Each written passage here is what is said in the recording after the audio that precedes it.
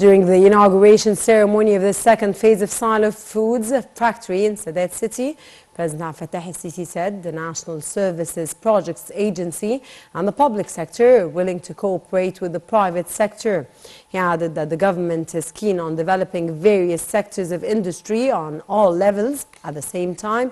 And for more details on this topic, we are joined over the phone by Mr. Mostafa Wali. A very good day, sir. Good morning. Sir, what is the significance of this project in supporting basic commodities? It goes without saying that, maintaining and trying to provide the Egyptian people with the basics to the best quality available and in the right way and the easiest way. So the government together with the private sector can be the best way, they can get to the best way of supplying all the demands, especially when it comes to the basics for the Egyptian people. And food in this case is very important, not only, it's very important, not because of we need it, because this is part of the life of the Egyptian people to be afforded, to afford for them what they need at the right time, at the available prices even. And I think the government is very keen, and His Excellency President Sisi was always talking about this issue of how to increase the supply to meet the increasing demand, and the demand which actually has risen to skyrocketing across the years before. So we have to cope with the situation in this sense, that we have to do our best together as a government and as a private sector, and all the productive entities in the country to work together in harmony and keeping the best of their procedure to supply to the Egyptian market and the Egyptian people their basic demand when it comes to food.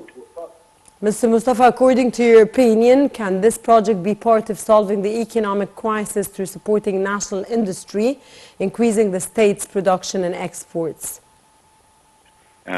You mean the role of the government of raising No, the sir. production? This project we are currently discussing now on air, that President Abdel Fattah al-Sisi just inaugurated.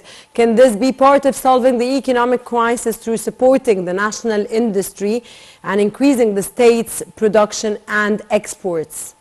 Absolutely, absolutely. Because at least in the list of it, that you are you are focusing on the positive and to the potential where you can increase your capacity of production to meet the demand. And in this case, a lot of work should be done to harmonize the relations between the private and public sector.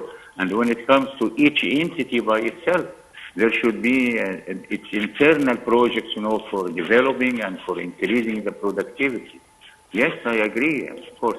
The more we have similar projects, and the more we have more care for developing our capacity in any production, in any products, for demand for the Egyptian people, we should appreciate, and yes, I believe it.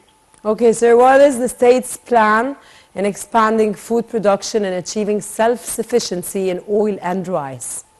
How do you see that the state is planning on offering this for the entire country? This, of course, is a process where science and technology can get together, plus the experience and also our specific demand.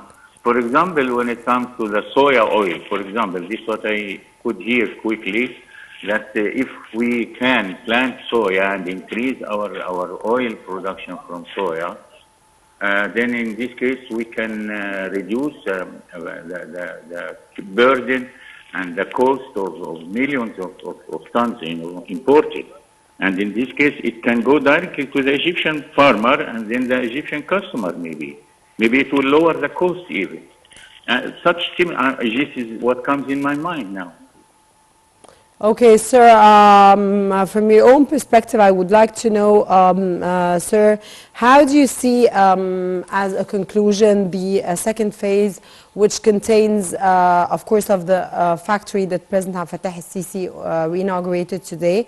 It's the second phase, the Silo Foods factory, which comprises 9 factories of dairy products, pasta, biscuits, and food products for school students. How do you see that this is going to be adding to our exports and imports, to our, of course, the sufficient products and commodities that we need inside Egypt, especially that we are approaching the holy month of Ramadan?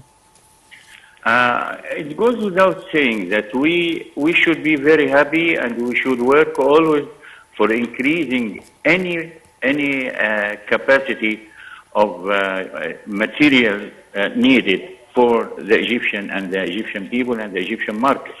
And in this case, when you are talking about food, and then with this big project, you know, it's actually fascinating. Even the demand, even the description of it as a silo, food silo, that's great, you know. And the number of the factories and the variety, more or less, yeah, it shows how keen the management and the leadership of this country, how keen it is about, you know, trying to get everything together as much as we can. It's a big task. It's very, very tremendous task. But to do it and have to do it in the right time and simultaneous, that's a great work, inshallah. I hope it will be culminated by success. Okay, so Mr. Mostafa Wali, we thank you so much, sir, for your, of course, vision and, of course, your informative knowledge about President Abdel Fattah al-Sisi's, of course, activity this morning, earlier this morning, Thursday, when the President inaugurated the second phase of the Silo Foods factory in Sadat City on Thursday, and Nile TV will be bringing you coverage minute by minute on all the President's activities. And we move on with the news bulletin, where upon directives of President Abdel Fattah al-Sisi, Egypt sent 5 military planes carrying medical aid to Syria and Turkey. Earlier, President al-Sisi held a phone call with Syrian President Bashar al-Assad, during which he offered his deep condolences over the victims of the devastating earthquake and wished a speedy recovery for the injured people. For his part, the Syrian president thanked President al-Sisi for his well wishes, praising the historical relations that bind the two nations and people. In another phone call with Turkish President Recep Tayyip Erdogan, President al-Sisi offered his deep condolences over the victims of the devastating earthquake and wished a speedy recovery for injured people. For his side, the Turkish president thanked President al-Sisi, hailing historical ties that bind the Egyptian and Turkish people. On the ground, the death toll from the huge earthquake that hit Turkey and Syria increased to about 15,800 on Thursday, as rescuers raced to reach survivors stuck under rubble in freezing weather. Officials and medics said 12,873 people had died in Turkey and 2,992 in Syria from Monday's 7.8 magnitude tremor, bringing the confirmed total to 15,865.